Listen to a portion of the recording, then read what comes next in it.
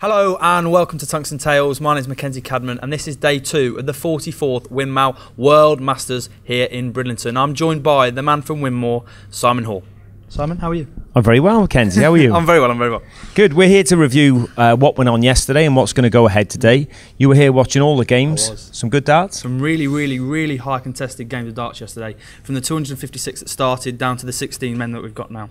And some superb upsets, weren't there? We had all the 16 seeds that joined at the last 32 stage, and I wasn't expecting what happened. 9 of the 16 seeds dropped out yesterday. So the top 16 of the BDO ranking came in at where there were 32 players left. So that was their first game of the day. So are you thinking they've been caught cold here? I think I was talking to another player about that yesterday before his last 32 match, and he said he was actually looking quite forward to his game with the seed due to the fact that the seed would be quite cold coming in. He's played 4 games already. He's raring to go, and I think that didn't really work for the seed yesterday.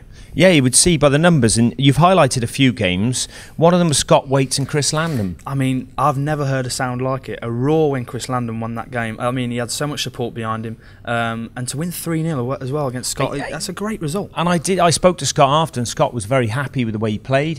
He said Chris played superbly. It was a great game of darts. The scoring was unbelievable. The finish was amazing. I think the experience Chris has had over the last couple of years has really helped him come to this stage now, and here he is on the Winmau World Masters stage. And do you see Chris as a genuine contender then? To be honest, Simon, I see quite a few of the lads that have gone through non-seeds quite as a contender. I think he's got a good chance. If he can get through his next game against Gabriel Clemens, then I think he's got a good chance. Okay, you also highlighted someone coming back from injury. Tony O'Shea. Yeah, what a comeback that was to beat Scott Mitchell. It was great to see him play yesterday, and he was buzzing for it. You could really see he was really wanting to win before the game.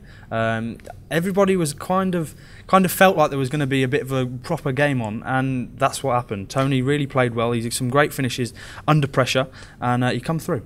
He looks fitter, doesn't he? He's lost weight. He has. He's very happy. I saw him very smiling, happy walking around yesterday, and he was saying hello to all the young lads, and it was great to see. And the fact that he's now back on the stage and doing what he does best is brilliant. Yeah, so we're looking forward. And Tony, who does Tony play? He's got Jim Williams, and Jim's on great form as well, isn't he? Yeah, he played a young Japanese lad who really gave him what he was good for. He was so that was Shingo Enomata. It was. Yeah. I was stood right next to that game, and Shingo, he was very methodical, very slow, much like the Asian players. They like to look at the scores, they like to break it down, how they're going to finish, and the way that game went was very weird for me. It was very slow, but then Jim was throwing quite fast. It was all methodical, and Shingo really did give him a good go. He was 2-1 down, he brought it back to 2-2, and I believe he went 1-0 up as well in the last set.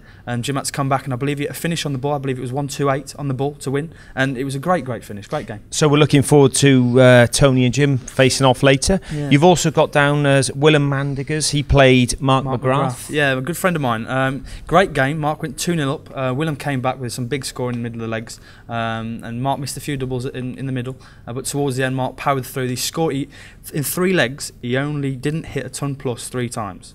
That's incredible. Now, for scoring at the start of a leg in darts, to do that in every leg bar 3, it just gives the player who's playing such a hard game to play against. It's difficult. So moving on then, we go to the last 16. It starts tonight, 6 PM on Eurosport. Yeah. If you're outside the UK, you can watch it free on Winmau TV.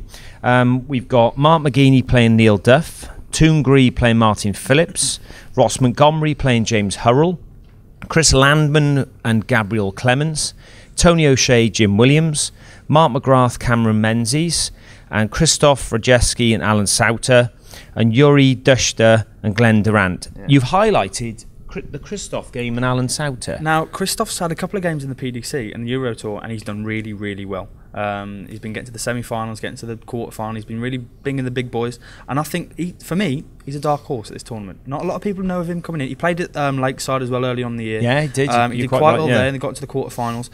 I believe he's going to have a good run. All right, so we're going to put you right on the spot. We're down to last 16. You've watched all the games. Yeah. Who's your pick for the title right now for the men's? You've got to look at Glenn Durant. Obviously, you've got to look at Glenn. He fell out in the BDO British Classic on Saturday to Cameron Menzies, and that was a great game. I think he's going to have a bit between his teeth. He's going to really go for this one. He's going to want this one again. He could make it the 3rd time in a row as well. And has that been done before? I don't believe it has. Yeah? We'll have to have a look, but I don't believe it has. Another one, I'm going to say Christoph, because of how well he's playing and in other areas. And I'm even going to say Mark McGrath from New Zealand. He's flown 72 hours all the way from New Zealand. He's played so well yesterday, and we've seen him here on the Lakeside stage, and I think he could do it again here. He's going to play well. Okay, well, we'll move on to the ladies. They started with 128 players. Yep. Seeds came in at last 16. Again, we had some amazing upsets. I mean, you've highlighted the Dita Hedman Maria O'Brien game. What a great game that was. Dita flew into a 3-1 lead. Maria came back to 3-2. And it came to 3-3, and there was a few nervous darts at the end from both players. And Maria missed one dart at double 18, and I think Dita had 5 left. She went 1, double 2, straight in.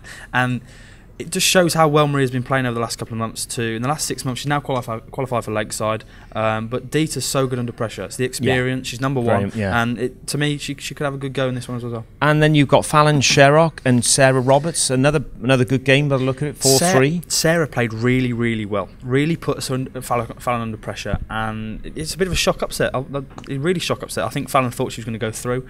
She'd have played Dita in the last 8. Unfortunately, she's not there. Let's see what Sarah can do. And then we had Lisa Ashton, who's been pretty much the form player in women's darts for the last year at least. Yeah. World champion, and she's gone out to Mikura Suzuki. Mikura, there's another loud noise. A great roar from the Asian guys that were following her. She played really well.